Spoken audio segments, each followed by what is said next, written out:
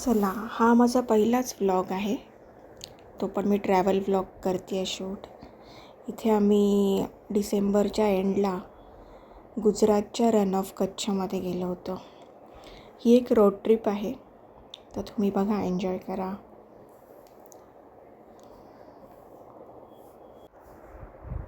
गुजरात छान आहे, म्हणजे तिथे रोड वगैरेचे तुम्हाला काही प्रॉब्लेम होत नाहीत. म्हणून आपण गुजरात साईड, राजस्थानला वगैरे जाताना आम्ही तरी निदान नेहमीच कार काढूनच निघतो.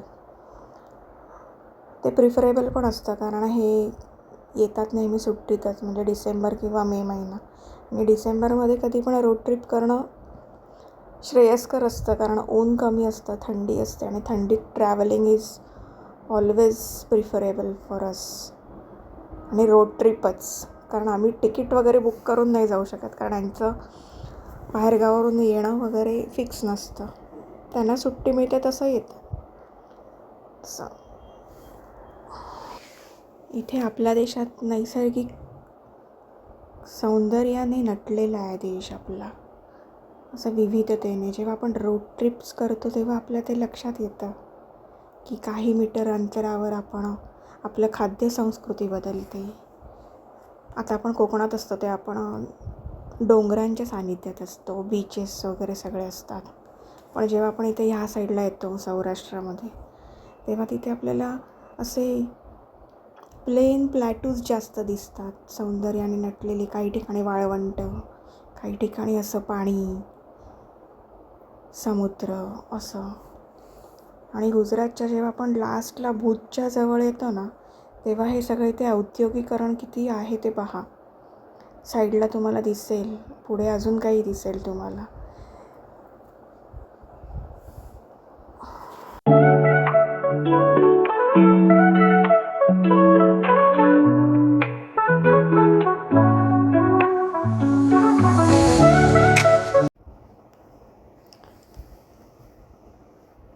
इथे विजेची कमतरता नाही भासत कधीच.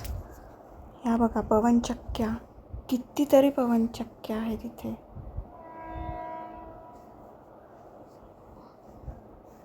आणि खूप असं काम चालू आहे.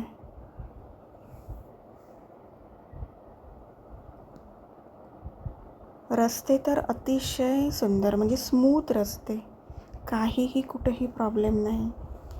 तेच आपल्याला एका दिवसामध्ये आम्ही पोचलो पण भुजमध्ये, आणि ते पण काहीही त्रास नाही झाला आम्हाला. आता हे जे पातं आहे ते पवनचक्कीचं पातं चाललं आहे तिथे, आणि ही मागे जी व्हॅन चालली ती त्याच्या रिलेटेडच आहे. तर इथून आम्हाला ते लोक ओव्हरटेक आधी करायला देत नव्हते, नंतर त्यांनी दिलं करायला, काही असेल त्यांचे इश्यूज. केवढं मोठं आहे पातं बघा.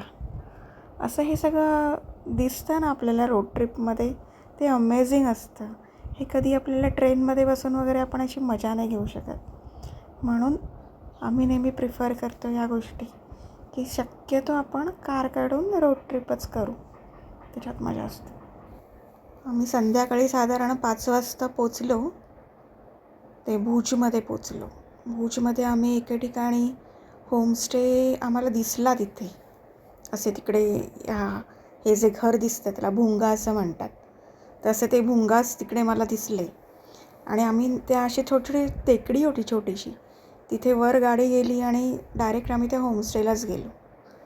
मालक घरात नव्हते त्याचे, पण तिकडे केअरटेकर होता, त्याने आम्हाला नंबर दिला आणि आम्हाला तो मिळाला भुंगा एक तिथे राहायला 1 नाईट स्टेसाठी. अतिशय सुंदर सर्विस दिली त्यांनी आम्हाला. रुद्र होमस्टे म्हणून टाका तुम्ही, मिळेल तुम्हाला. अतिशय छान माणसं असतात इकडची, खूप चांगली. आम्हाला नाश्ता तर इतका सुंदर दिलेला ना त्यांनी, आणि जेवण पण अप्रतिम होतं.